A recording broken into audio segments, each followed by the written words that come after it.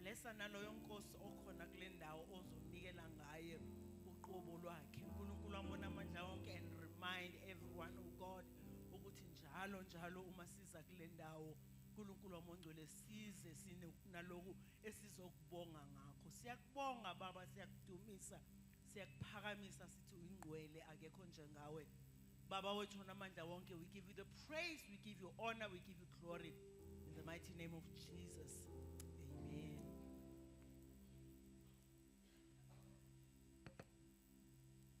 Iswa amazwi kaJesu ethi ungesabika awushilo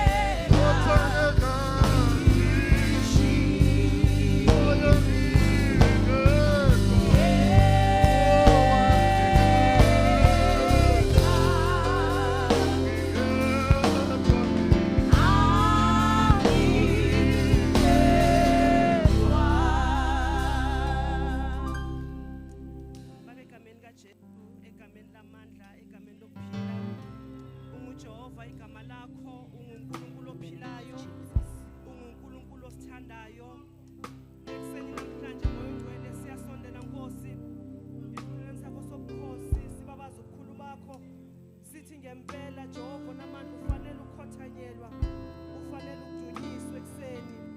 Moya ngcwele, moya namanje imphefumulo yethu namhlanje Nkosi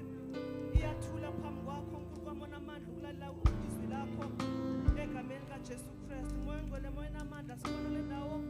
Sithi Heavenly Father, have your word in our lives. Kwamona amandla wonke uhamba hambe wenze okufunayo ngathi egameni kaJesu Kristu. Moya ngcwele, sikhulekela wonke umuntu okhona le ndawo kwami ukuthi inkosi hlangabezana nesidingo sakhe egameni kaJesu. Bese kwamona amandla wenza umehluko empilweni yalona loyo okhona le ndawo namhlanje egameni kaJesu Kristu waseNazaretha. Uthembekile Nkosi ngeenkathi zonke ene siyakwethemba moya ngcwele ukuthi konke sicele egameni lakho wena uyasenzela. Moya ngcwele, moya namandla, khulekela ukuthi inkosi sayoshara izwi lakho. Heavenly Father, hlala phezu kwempilo yami kwamona amandla ukuze izwi lakho lingabaleki lingatshontshwa isitha egameni kaJesu Kristu waseNazaretha. Take over and take charge, mighty God. In the name of Jesus I pray. Amen and amen.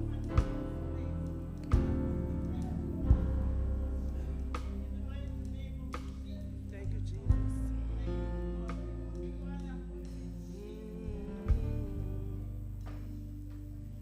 Hallelujah. Hallelujah. Ekseni ngokukhethekile ngithanda ukubengela uMam Bishop noba Bishop angekho egameni lenkosi yami Jesu Kristu. To the leadership of the church, be greeted in the wonderful name of the Lord Jesus Christ. Ngibingela ubaba bonke, abomama, intombi, insizwa, kanye no Sunday school. Hallelujah. Ngingayikhohlwa ne youth yethu and young adults. Hallelujah. Sibonga uNkulunkulu ke bazalwane ekseni osiphe ithuba lokuthi sibe khona. Hallelujah. Awenzanga iphutha ngokuthi ube khona kule ndawo namhlanje. Hallelujah. Hallelujah. You know the topic ebengi prepare. I had a challenge mangisa prepare. Hallelujah. So because of ngiyothinta isigodlo sika Sathane namhlanje. Hallelujah. Namhlanje ngiyothinta indawo la ngiyohlakaza isidleke sika Sathane namhlanje. Hallelujah. Ngoba uSathane aim yakhe ukuthi singamakholwa singakhona ukukholwa kahle noma singathembeki ekholweni. Hallelujah. Noma singenzi kahle phambi kwaNkulunkulu kodwa sibizwe ngokuthi simakholwa but amakholwa ayithim kaSathane. Hallelujah. So namhlanje ngifuna ukuthi sashara izwi lenkosi ngathi uNkulunkulu angasisiza sonke ukuthi singabi nobuthongo, singasivumeli isitha ukuthi sikuphazamisa noma ngabe yiphi indlela. Hallelujah. Amen. So my topic today will be the reality of the spiritual realm. Hallelujah. I'm going to talk about the reality of the spiritual realm. Esikhathini esiningi siyakhuluma ngempi esemkhathini of siyakhuluma ngomkhathi. But ngabe siya understand nalo umkhathi esikhuluma ngawo na. Hallelujah. Ngoba siyazi ukuthi impilo yethu siyalwiswa empilweni umuntu omunye nomunye kunezimpa abhekana nazo. But singabe siyazi ukuthi lezi zimpa esibhekana nazo ziqale phi na ukuze zikufice as umuntu. Hallelujah. So now namhlanje ngifuna ukuqala indaba yami ngikhulume about the Trinity. Hallelujah. I want us to talk ngichaze ubuthathu bukaNkulunkulu nobuthathu bomuntu. Hallelujah. uSathane akanabo ubuthathu. uSathane yonke into ayenzayo uyifake. Hallelujah. Into ayenzayo uyakopa. Hallelujah.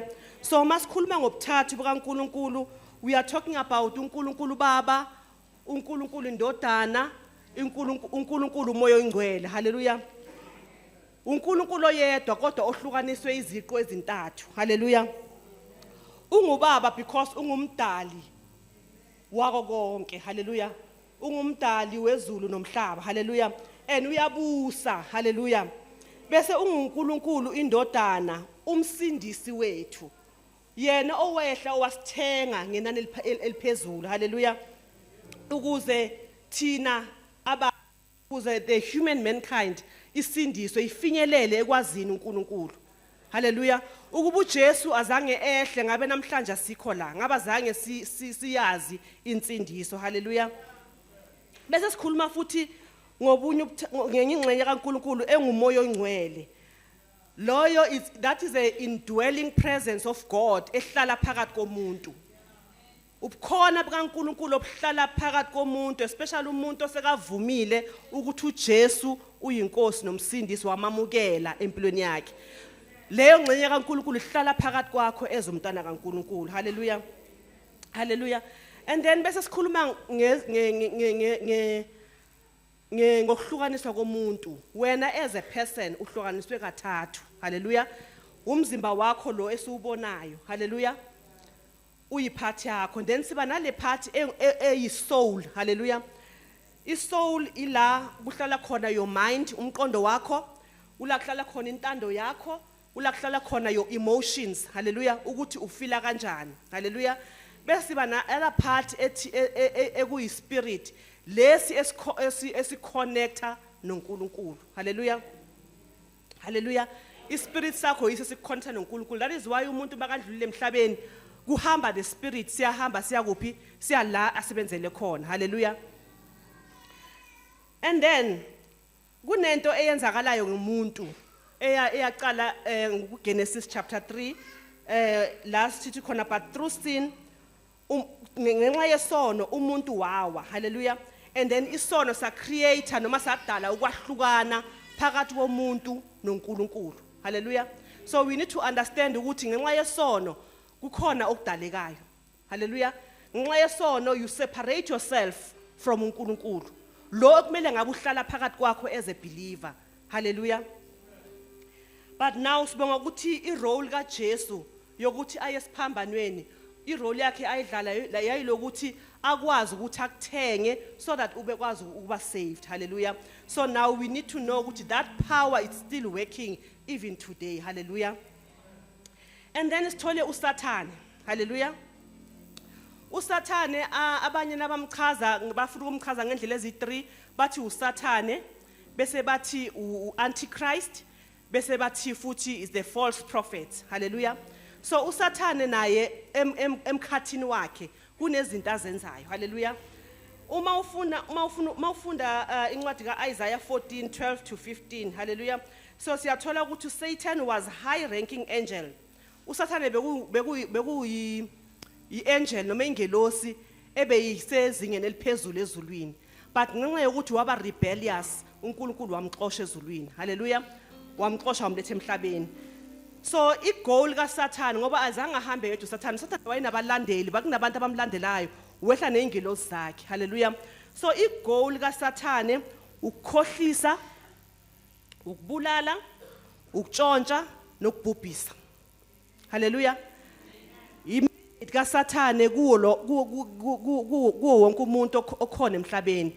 So now uzibheka as umuntu you must know ukuthi if you allow the devil ukuthi abuse kuwe, uSathane ufuna ukukhohlisa, ufuna ukubulala, ufuna ukukutshontshela and ufuna ukubhubhisa. Hallelujah. And then also uSathane is an accuser. Uyak-accuser ezintweni like mangabe kube nento ke wayenza embi. Sathane is an accuser. Afuna ukubisela emuva ukuthi so that ungabi saved. So that wena uhlale njalo ushayeka ukuthi lento engayenza yimbi. Lokhu ungazixoleli. Hallelujah. And also uphuphethekisa imiqondo yabazalwane. Na abuya uphuphethekisa imiqondo yabantu abangakholwa. So that umqondo wakho awenze ukuthi ungakhona ukunderstand nokuaccepta izwi. Umqondo akhona ukuaccepta even uJesu ukuthi uJesu wakufela esiphambanweni.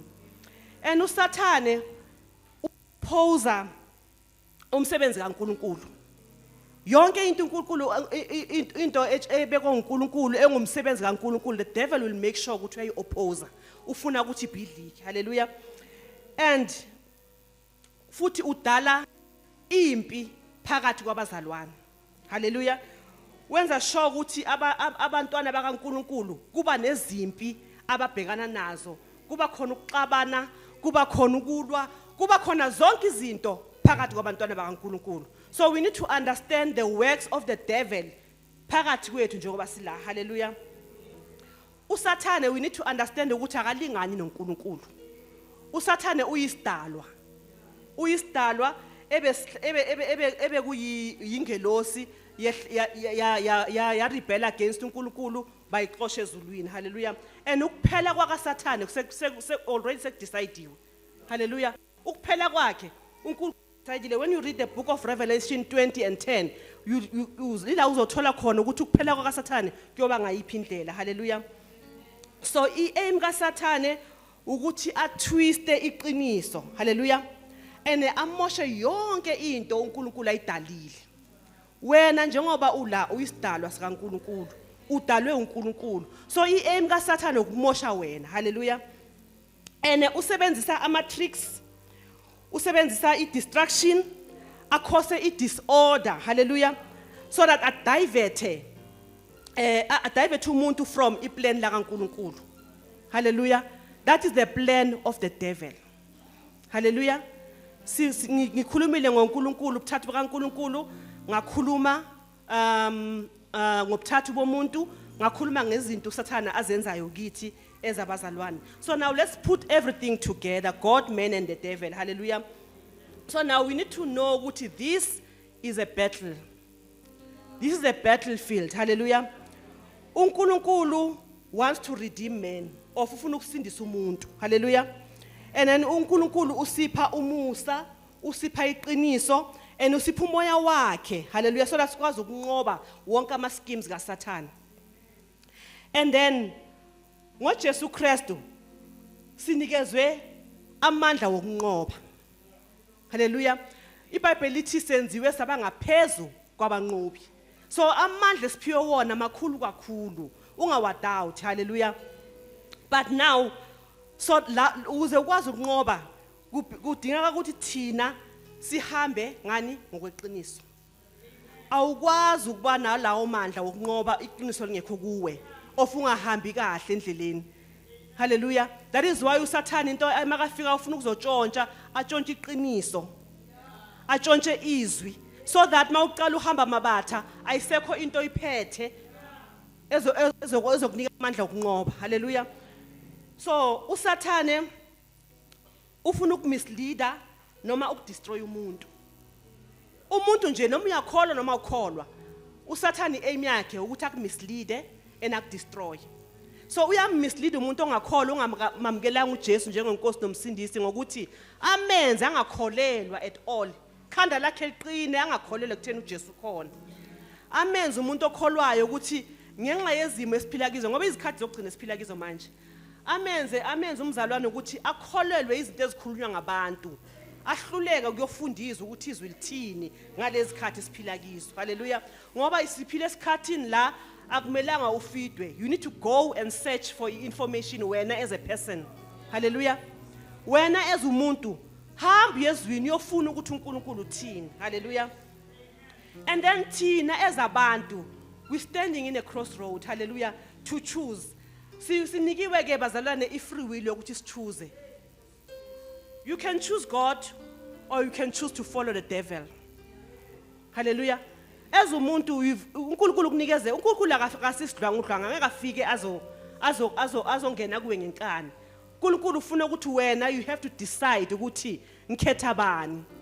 And umkhetha yena uyohamba nawe. Angeke akushiye. Hallelujah. So our scripture reading today, and I want us to unpack this scripture. It's going to be Ephesians chapter 6. Sizofunda nje verse 12. Hallelujah. Ngimthanda ngeamplified, mhlawumbe angangifakela ngeamplified so that when ngimangi unpacker ibe ku screen. Hallelujah. Amen. Amen. Amen. Amen.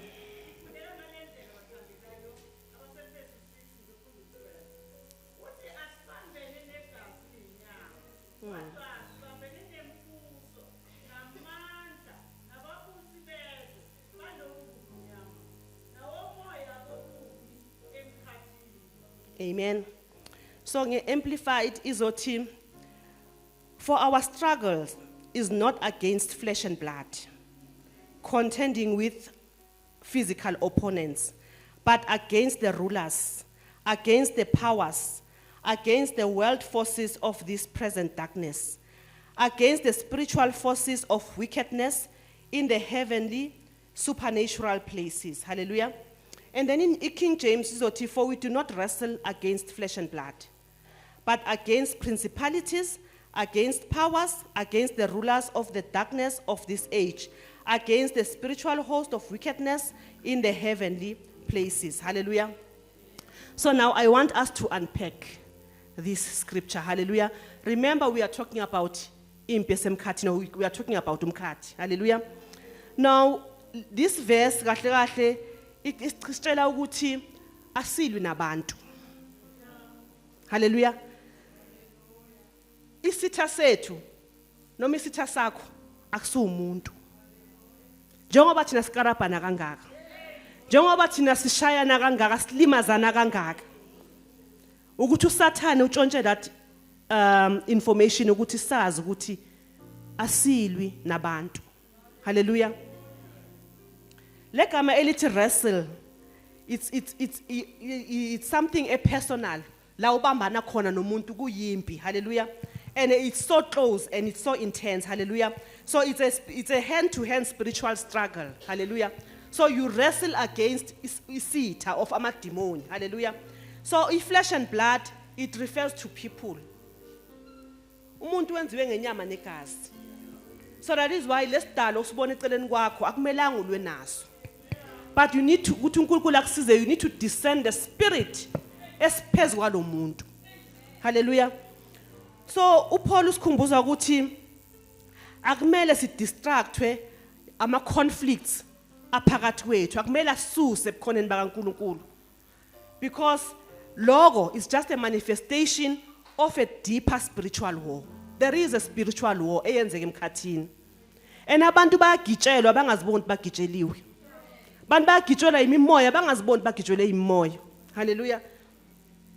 So now this reminds us to fight not to fight people, hallelujah, but to discern the spiritual influence behind, hallelujah, behind lo muntu loyo. Ngoba kunento influencer umuntu makanga acta ngendlela ehlukile engasi ukholwa kunomoya emuva omphushayo. Hallelujah. And then mayikhuluma ukuthi against the rulers, there's the rulers, powers and world forces of this present darkness. Hallelujah. So these are levels of demonic authorities. Hallelujah. Usathane impi yakhe uhlele ngale ukuthi ayifanise nemilitary. Hallelujah. So kunama levels aba operator ngawo. Hallelujah. So now kuma rulers or kuma principalities, those are a domain demons. Ama demon abuse endaweni. Ama demoni thola ukuthi bathe eWitbank kune demoni lama drugs. eMiddelburg kune demoni elisososo.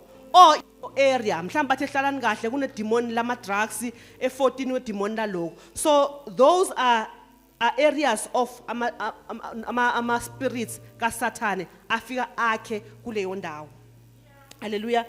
And then these high ranking demonic forces abusa phakathi komkhathi kaSathane. A director uSathane. uSathane remember uyinkosi yawo. Uyawathuma ukuthi yani lapha nifike nenze so. Akahlale umangale abantwana bakho sebadliwa umoya wama drugs. Abantwana bakhule kahle bebangawadla ama drugs, but because babanjwa isitha. Hallelujah. And kuleyo area abahlala kiyo. Hallelujah. So now kudinga ukuthi thina abazalwane singalali. Hallelujah. Singalali as amaKristu. And then powers. These are spiritual forces that exercise influence and authority in the world. Hallelujah. Amandla obumnyama. Hallelujah. Lawo exercise influence phakathi komuntu noma phakathi kwendawo. Hallelujah. So by operator through ama systems. Hallelujah. Social media is one of the systems about operator kiyo. Government wethu is one of the system about operator kiyo. Hallelujah. The false religion ekhona. Hallelujah. Usathane operator lapho. Even the culture. Hallelujah. I culture yethu as abantu Satan can operate there. Hallelujah. So and aim yakhe ukuthi akwazi ukubamba umuntu amkhiphe in bondage. Once wabanjwa, you are captured. You are captured. Hallelujah. And uSathane uyakwenza ukuthi ube captured umntwana kaNkulunkulu. Akubambe ubanjwe izinto mangale ukuthi awusakhona uphuma kizo zikubambile. Hallelujah. Because sivumele loyo moya ukuthi ungene. Hallelujah. Now the world forces, this is about Satan's control over the dark, over the ungodly systems of the world. Hallelujah. Umoya kaSathane ubuse bumnyameni. Hallelujah. Ezindaweni la uphethe yena kuphela. Hallelujah. Izinto ezipromota isono. Isono siyapromotwa. isono siyapromote sibukeka sisihle uyazi into ukuthi yimbi but usathana ayipolisha yenza ibe haleluya ayenza ingabonakala ububi bayo ngena wena uzayibona sophakathi haleluya ukwesaba bazalwane umoya wokwesaba umoya obuya kuSathane ukuthi akwenze ukuthi uzusaba ukuphumela ngaphandle na uzwa izindaba wena sokusaba nokwenza izinto because of uSathane uyawutshala loyo moya umoya we addiction i-addiction is not only drugs i-addiction is also ukuthi ube addicted to pornography ube addicted ezintweni ze-sex hallelujah that is addiction uthola ukuthi izinto awusakhona ukuyeka awusakhona ukuphuma kiyo hallelujah and then also umoya we-corruption those are dark places hallelujah umoya we-corruption siyazi ukuthi manje enzakalayo umntwana uyafunda aqeda isikolo makumele athole umsebenzi because of that spirit we-corruption sekumele uthenge umsebenzi awusakhona ukuthola ngoba ufundile but you need to give money you need to buy into oyifundele hallelujah umoya we-witchcraft wobuloyi umoya we-false religion you can name them there's a lot of things hallelujah so those are the world forces imimoya esebumnyameni eba ecaptureisha abantwana bakaNkuluNkulu so mawufunda 2 Corinthians chapter 4 verse 4 it calls Satan the god of this age who blinds the mind from the truth so uSathane wenza sure ukuthi uphuphuthekisa ingqondo yakho ukuthi iqiniso ungasalazi noma iqiniso ungasaliboni hallelujah and then mayiqhubeka ithi against spiritual host of wickedness in the heavenly places. So now, we need to understand ukuthi there's a huge or massive organized army of demonic spirits. Hallelujah. We need to understand and we need to know that. And those spirits are working in the spiritual realm. They are not working here.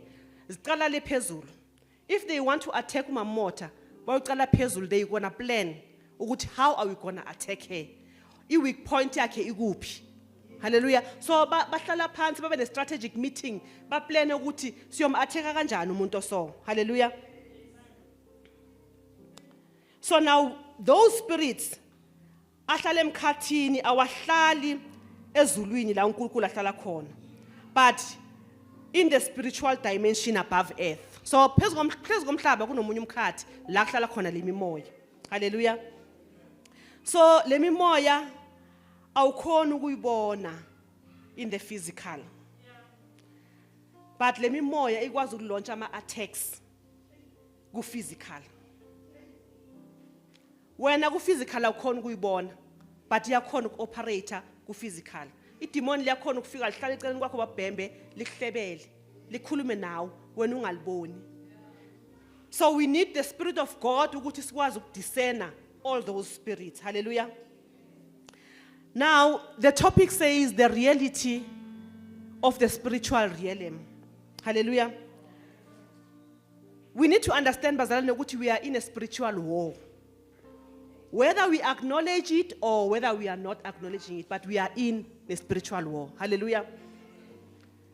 And aim ka Satan noma strategy ka Satan ufuna ukuvula umnyango empilweni yakho. Kunomnyango afuna ukuvula empilweni yakho. You know, if usindisiwe wamukela uJesu, you are a whole being. But once waleka somewhere wavula umnyango ukuthi naku isikhathi sokuthi ufunde izwi of ube ku devotion bese uSathane uyakutshontsha athi no, instead of this do this. You are opening a door in your life. Ukuthi next time uyothi nakufika ukuthi isikhathi sokuthi ngifunde tap tongue. Nakufika isikhathi sokuthi ngifuna ukuyothandaza kube ne phone call very much important engenayo ezokuthatha from ekuthini ukhona ukwenza lokho. So we need to be aware ukuthi and we need to know ukuthi empilweni yethu omunye nomunye umuntu kunomnyango okumele uhlale uvalekile for ukuthi sitha singangeni. And leyo mnyango, that is why uNkulunkulu usinikeza igunya lokuthi thina it's us, we need to decide, are we opening that door or are we keeping the door closed? Hallelujah. Umnyango awuvulwa umunye umuntu, uwe as a person odecide ukuthi lo mnyango ngiyawuvula. So le minyango invite amademoni azofika akhe ama strongholds emqondweni wakho. Akhe ama emotions angekho right, uhlangane umuntu afike achinge even your behavior. Indlela oziphatha ngayo. Simangalo ukuthi umuntu obekayiphethe kanje sekashintshile because manje akusekhona umuntu obusa phakathi kwakho okutshelayo ukuthi do this, do that. Hallelujah. So the purpose of the demonic spirits, sithola ku John 10:10. Isitha siza ngani ngokuzotshontsha, ngokuzobulala, nokuzobhubhisa. Hallelujah. So mission yabo is to oppose and attack the image of God. When as the image of God, mission ka Satan ukuthi attack. Hallelujah. Ukuthi azo oppose lokho uNkulunkulu akudalile phakathi kwakho. Hallelujah. And then bese enze sure ukuthi wenza abantu ukuthi babe kude nensindiso. Abantu bangakuboni ukubaleka kokusindiso. That's the mission of the devil. Njengoba thina imission yethu ukuthi sifuna ukuphuma siyobalanda, Satan wenza sure ukuthi ufuna ukubenza ukuthi babe kude. Bangayi-understand izwi. Hallelujah. And also asenze thina abazalwane sibe weak. Uma ngalo uvuka ukhathele, uvuka uweak, umoya wakho uzwe ukuthi empty. Uzwe ukuthi awazi ukuthi ufunani. Mandla ka Satan angene empilweni yakho. So we need to ukuthi sebe nendlela ukuthi singabazalwane sifighta kanjani lento leyo. Hallelujah. Now ama strategies ka Satan ngishilo ukuthi ukudestroy amakholwa, ukudestroy umuntu. Nje into edalwe uNkulunkulu ufuna ukuyidestroy. So uqala ngokuthi atwiste iqiniso and then avele futhi enze ukuthi inyama yakho ibe nezinto ezilangazelelayo. Hallelujah. Remember iBhayibheli na uqhubeka ngalincwadi yama Efesu ikhona la isifundisa khona ngokwembatha. Sigcoka ibhande leqiniso, ugcoka isivikelo sesifuba, ne? So if uyikholwa ungagcokanga, Satan can easily atwiste iqiniso kuwe, can easily make ukuthi wena ama feelings wakho ashintshe, like ube nendlela ukuthi so uneyinkanuko ezithile, so ukhana ukugcoka ngalendlela, so ukhana ukwenza lokho because yena sekubusa yena phakathi kwakho. And then uSathane wenza sure ukuthi akukhumbuze, akukhumbuze izinto wazenza kudala noma ezakwehlela kudala, ne? Akukhumbuza zona so that ubone kwangathi amandla kaNkulunkulu awasasebenza empilweni yakho. uNkulunkulu akasakhona ukukunqobela ezintweni ezakwehlela noma uNkulunkulu akakhona ukukuhila. Hallelujah. And also uSathane wenza amakholwa abe too busy. We are too busy. We are too busy and we get tired. Satan usenza ukuthi sikhathale, si busy kakhulu and sibe consumed or si consume izinto zomhlaba.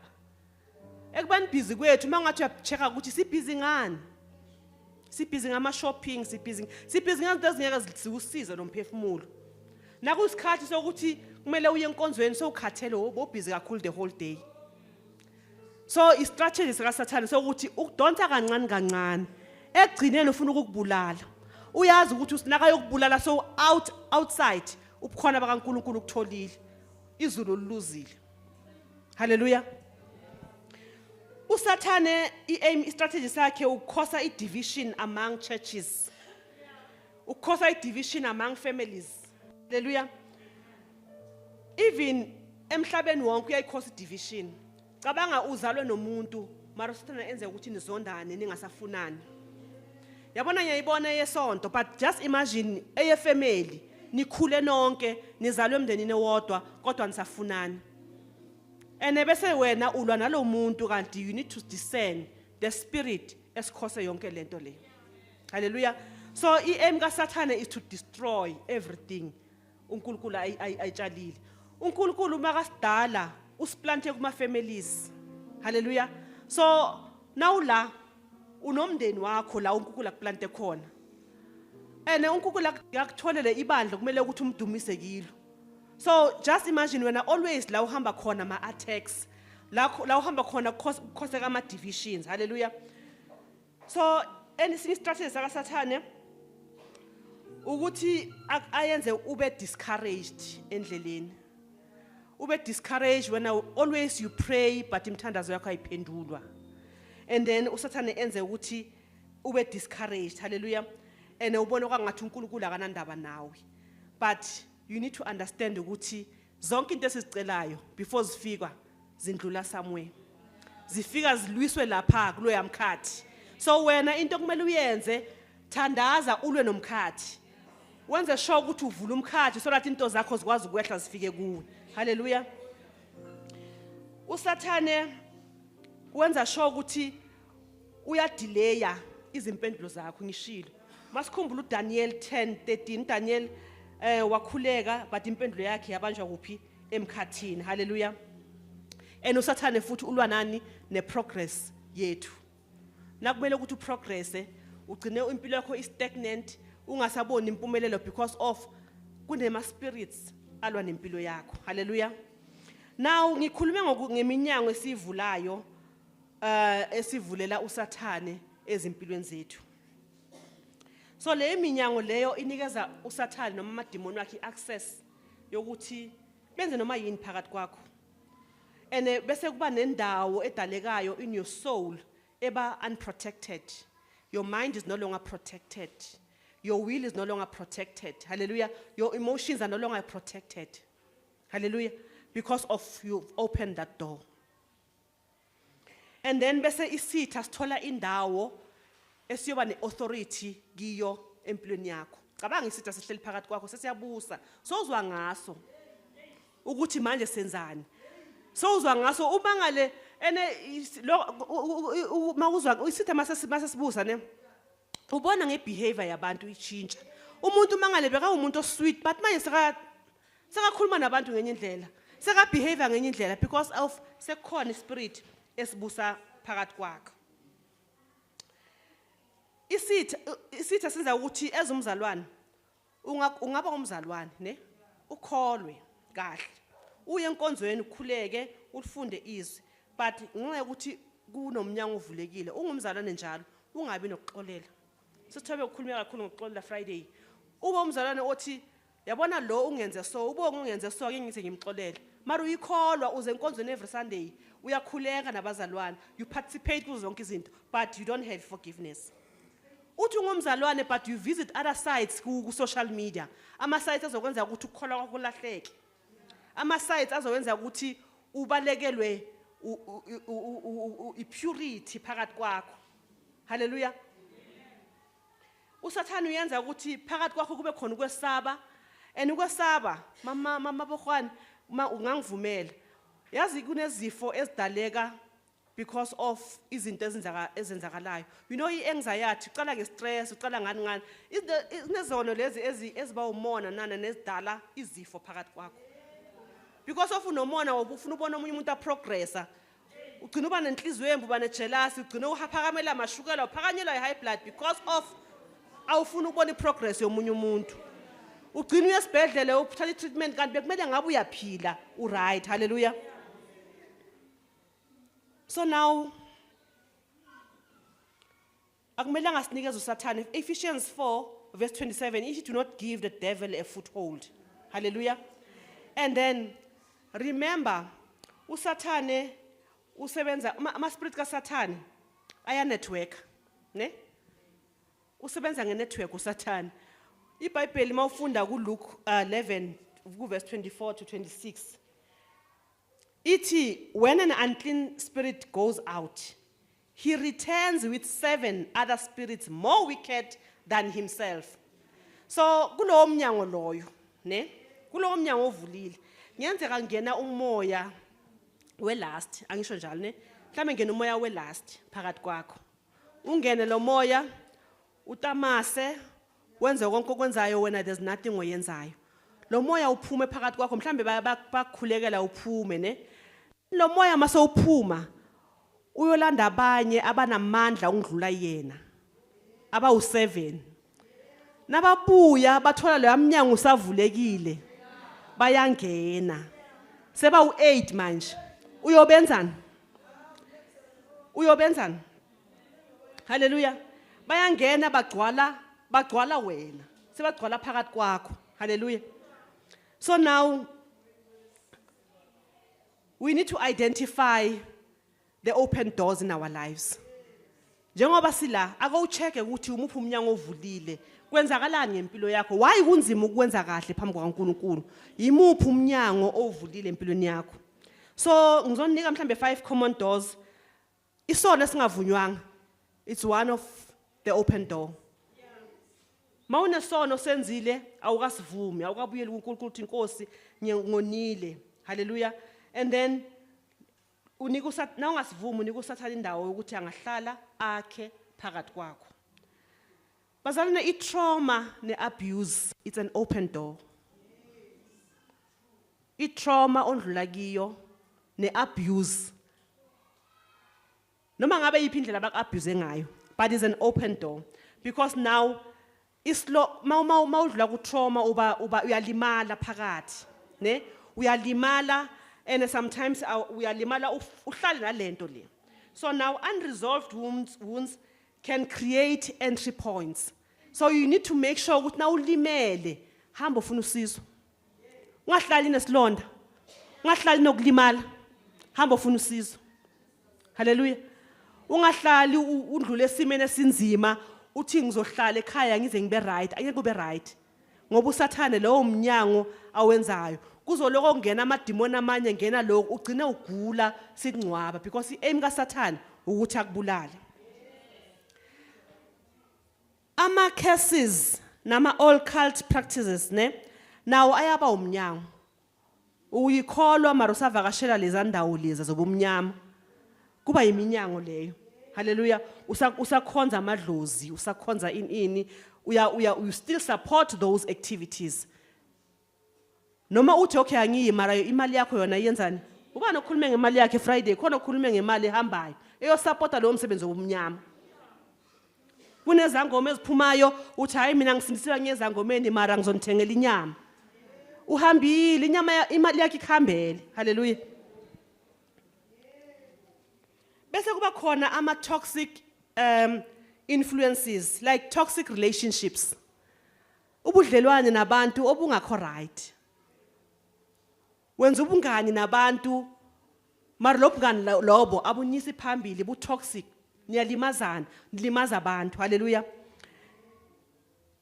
also ngishikhulumile nge-social media ukuthi i-social media sometimes if ungena kiyo ungabhadlanga la iza kumikisa kwezinye izinto so you need ukuthi ukwazi ukuthi mawumuntu uzidiscipline from those things ukuthi ungakwazi ukuthi uye kizo haleluya and then also your emotional states this is the last one ngithengizonika only 5 can also open doors hallelujah your bitterness your fear your pride your lust can open doors hallelujah so we need to kutsenza sure ukuthi leyo mnyango leyo siyayivala so now let me give also the example of specific spirits ngoba ngikhulume ngemimoya ngithi mimoya there's a spirit of fear siparalyze umzalwane sikwenza ukuthi ungasahambi endleleni yokukholwa the spirit of lust sikwenza ukuthi uyobukela ama pornography usiyenza ukuthi be addicted to izinto zenyama spirit of deception where you spread amanga hallelujah utwist iqiniso uholela abantu like uba ne-influence ebantwini ubatshela into ezwrong mangabe Nkosi asenze so wena ubuswa usathane ne akwenze ukuthi leader labantu ukuthi lokho ningakwenzi lokho senza so hallelujah the spirit of Jezebel hallelujah spirit of Jezebel uya control your manipulator you are rebellious hallelujah and then the spirit of death hallelujah umoya ukufa na ufika udraina ithemba ne awubi nethemba ubona kahle ukuthi bona manje sekuphele konke uletha i-depression upromote nokuthi sometimes ufuna ukuzilimaza of ufuna ukuzibulala nakufike lo moya mase uhleli phezukwakho then there's another spirit of pride ipride ikwenza ukuthi uresiste icorrection ungafuni ukutshelwa because of wena ulapha ngeke utshelwe yilo. And uNkulunkulu usebenza ngezinye indlela, uNkulunkulu usebenza ngeopposite, usebenza ngalo muntu ozomdelela. Atshele yena ukuthi imtshele ukuthi kumele enze so kumele aphumelele. Wena because of lo moya wepride ulapha ezikwakho, then uthole songathola usizo. Hallelujah. Now kunalama spirits ayi3 engicela ukuthi sijule kiwo. And asenza singabazalwane singakhoni ukwenza izinto zethu kahle noma ukungaphumelele empilweni. Spirit of procrastination. Ispirit sokuthi wena makumele wenze into uthi hayi ngizoyenza kusasa, awufuni ukuyenza immediately. Kukhulu nakafika ku wathi do this, you procrastinate. Hayi ngizoyenza kusasa, hayi uNkulunkulu athi okay, funda izwe. Ezimhlawumbe uNkulunkulu uyakuvusa ebusuku athi thandaza. But when and then you said hayi angiyothandaza in. Kanti uNkulunkulu because uyazi ukuthi uyohlangana nani emini. Wena udebesele la thuba la procrastinate. Even the progress empilweni yakho sometimes usemsebenzini mhlambe kuzoba nethuba elizovela. uNkulunkulu akutshela athi hey do this or study this in. Hayi uthi hayi ngizoyibona. Kanti kuzovela ithuba ugcina uluza umsebenzi because of you procrastinate. Hallelujah. So abazalwane, we need to know ukuthi procrastination it delays obedience and purpose. Hallelujah. Also uyenza abantu ukuthi babeke aside calling. When you are called, let's say we are intercessors, you are called to do that. But procrastination engakwenza ukuthi your calling uyicompromise. Ugcina ungasawenza umsebenzi uNkulunkulu akubizele wona.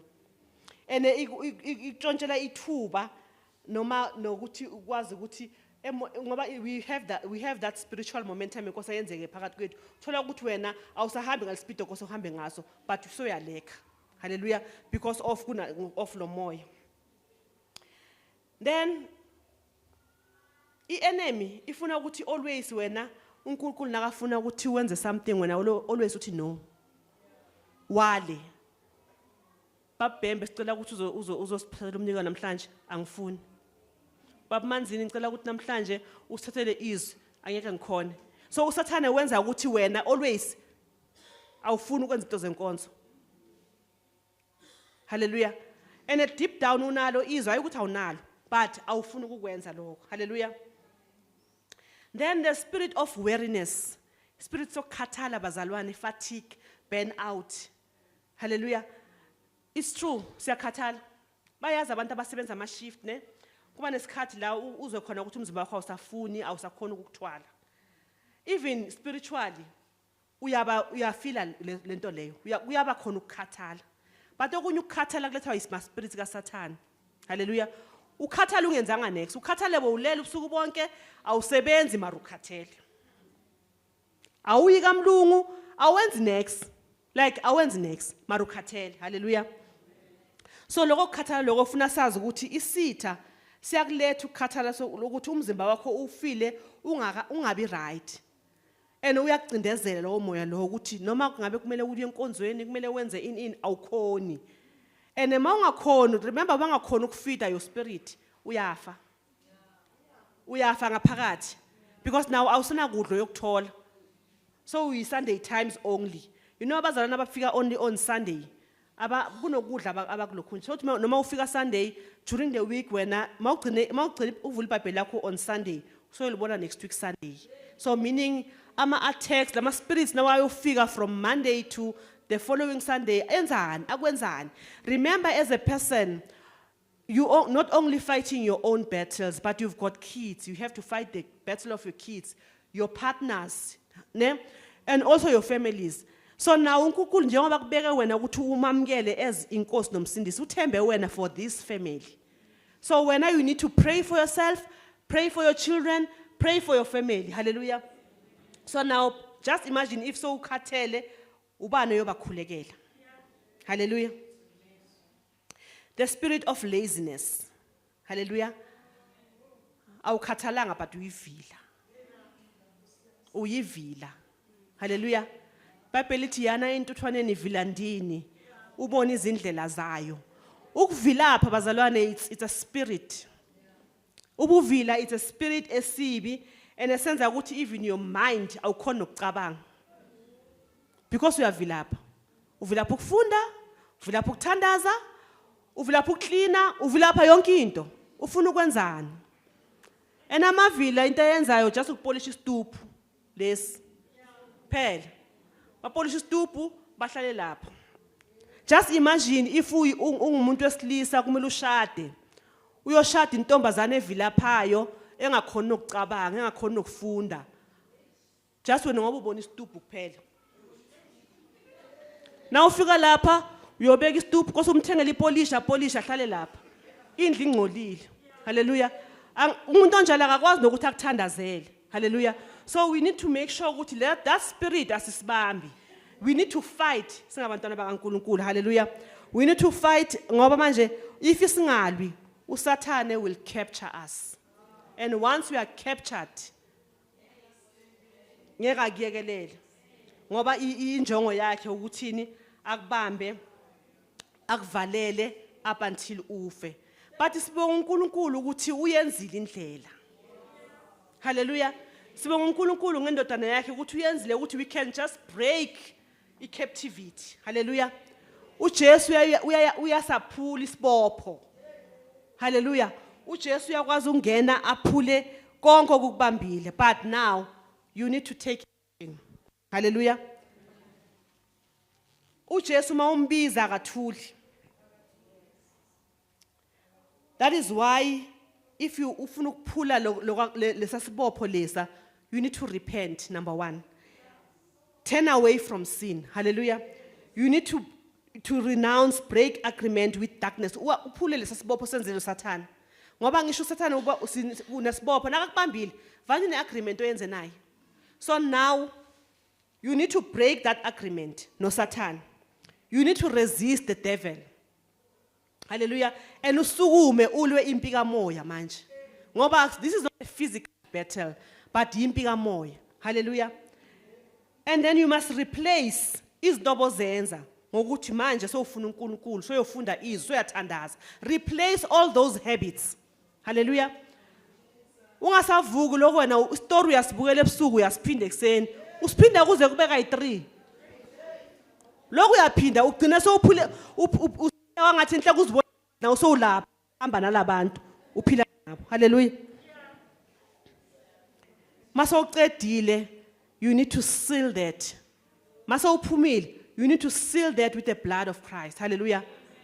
Mase uphunyukile, sila impilo yakho ngegazi lika Jesu. Uyisile uyivalele ngegazi lika Jesu. Hallelujah. And then uzothola ukukhululeka. And then umnyango uyavaleka. Hallelujah. Loya mnyango loya uyavaleka. Hallelujah. So namhlanje bazalwane, I want to encourage us ukuthi masifuna ukukhululeka ake sibuyeleni kuNkulunkulu. Asibuyeleni kuJehova. uJohn 8:36 uthi if the Son sets you free, you will be free indeed. Hallelujah. Freedom is available. But thina sikhetha ukuhlala kubondage. Freedom is available. Hallelujah. I-authority noma igunya li-available, likhona. Hallelujah. uNkulunkulu usinikeza igunya lokuthi sibuse phezulu kwako konke. And usenze sabangaphezulu kwabanqobi. Hallelujah. But i-choice ingeyakho as an individual. Ufuna ukuhlala la uhleli khona or ufuna ukuya endaweni eziphakeme na? Hallelujah. Ufuna ukuhlala la ukhona or ufuna ukuhlala ungalwi or ufuna ukuchubeka ulwe na? Hallelujah. So now amazwi enginawo namhlanje. Hallelujah. Braqolana ngizokucela uzongicedelela indaba yami. Hallelujah. Ngizocela ubraqolana eze ngaphambili, but uNkulunkulu khona. Hallelujah. uNkulunkulu usilwela ngenkathi zonke. And we need to know ukuthi as umzalwane, you are not possessed, you are just captured. Ne? You are not possessed by the demons, but you are captured. Utshontshiwe. Hallelujah. So ukuze ukhululeke, we need to go back to God. Hallelujah. Thank you so much. Hallelujah. Thank you, Jesus. I'm just going to read one scripture, then we'll pray. Pastor. Thank you for the word, Pastor Jay. Hallelujah. Sure. I feel the grace of God for this. Amen. I feel like it is a word in season. Amen. In the book of Genesis chapter 4, verse 7, the Bible says, uNkulunkulu ukhuluma noKhayini bazalwane. Ngisho ukhuluma uPastor J ukhuluma ngeminyango emele sivale, right? Because neminyango evulekile empilweni yethu evumela ukuthi isitha singene siphume senze umathanda, right? Now we need to close doors bazalwane. Hallelujah. We need to do what bazalwane?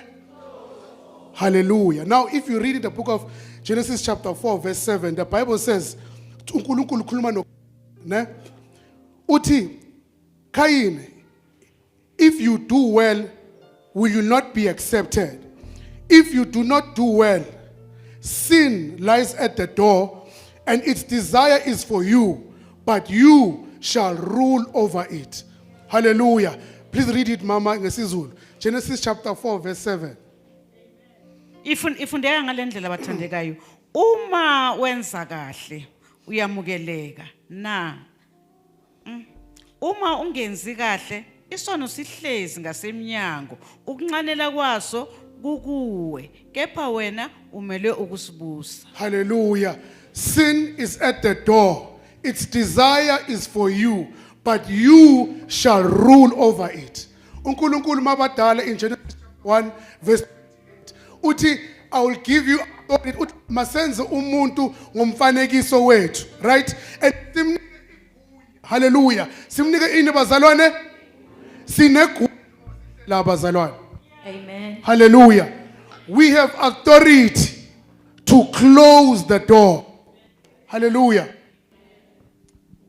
Hallelujah. Amen. We have authority to do what, bazalwane? Hallelujah. Can we please stand up, bazalwane, as we are about to pray? We have igunya lokuvala iminyango esayivula. Because lithi iBible in the book of Genesis, bazalwane, le ndaba yomnyango Pastor J ijulile. Lithi iBible ngesikhathi sikaNoah kwafika abantu ngesikhathi sikaLot kwafika abantu emnyango kaLot bebafuna ukungena phakathi kuze kuthi badlengule barape abantwana bakaLot. Kodwa kwafika izingilosi ezama emnyango that this door will not be opened. Hallelujah. Hallelujah. Hallelujah. Hallelujah. Hallelujah. Hallelujah. Lithi iBible uma impendulo kaDaniel iza ngoba nengilosi evimba impendulo. Hallelujah. Kodwa uNkulunkulu wathumela ingilosi akuMichael. Then uMichael wamlwela in the realm of the spirit. I believe God is sending his angels to fight for us, bazalwane. Hallelujah. It does not matter how long this door has been opened, but the time has come for this door to be closed. Hallelujah. The Bible says, guard your heart. Hallelujah. With all diligence. Inhliziyo yethu ifana njengendlu bazalwane. Kodwa thina sina igunya lokuvuma nomukwala bazalwane. Hallelujah. We have the authority to refuse and to allow. Hallelujah. We are going to do a corporate prayer, but before we do the corporate prayer, I am going to ask that if you are here today and you are saying that you have allowed your door to be opened and you have seen the control of the enemy in your life and you need brothers and sisters who can help you pray. Hallelujah. Because bazalwane kuneminyango emeli ivalwe. Uthi Jesu umnyango enguvalako akekho uzovula. Hallelujah. Bese kuneminyango emeli ivulwe. Hallelujah. But now before we open doors, we need to close some doors, bazalwane. Hallelujah. So if you are here, we're going to do a corporate prayer after this. If you are here and you are saying, Guti, you have seen the influx of the enemy in your life to a point that there is no control, can you come forward and we'll pray for you? Amen. If you are saying, Guti, you're also seeing, and these doors can be opened in different ways. Maybe when you were younger, you did ama ritual. Ne? Ama ritual, ngisho ukuthi mhlambe uhambile wophahla wenzani. Right? Maybe there was pornography. Maybe there was certain music, bazalwane. Maybe there was certain music you listen to, and your music has opened the door empileni yakho, right? And now you are seeing the seed of the enemy in your life, I invite you to come forward. As they sing for us, I invite you to come forward. We'll first lay hands on you, and then we'll do a corporate prayer. Amen. Let's keep going around of hallelujah.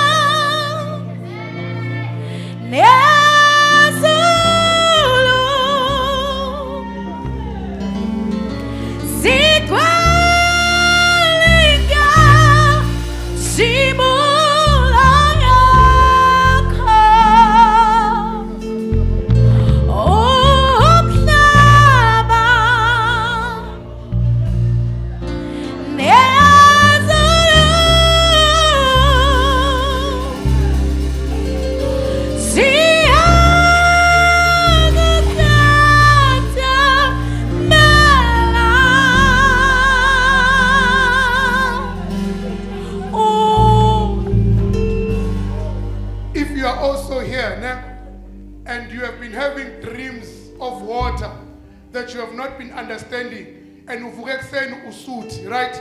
You've been having dreams of water and you have not been understanding these dreams. I urge you to come forward, right? I urge you to come forward. You are also here, and there's a time in your life where you got involved in rituals, right? Sometimes these rituals was not but it was into your family. So if family eat and I not choice. And I'm telling you because I come from this, right? Right? There was a time in my life where I also went through these things. And these things carried on in my life for a very long time until God delivered me. But I am seeing this, even if you are here and you have been involved in rituals, thank you, my sister. If you have been involved in rituals growing up and it was never resolved, can you please come forward and we pray for you? Hallelujah. Thank you, my sister.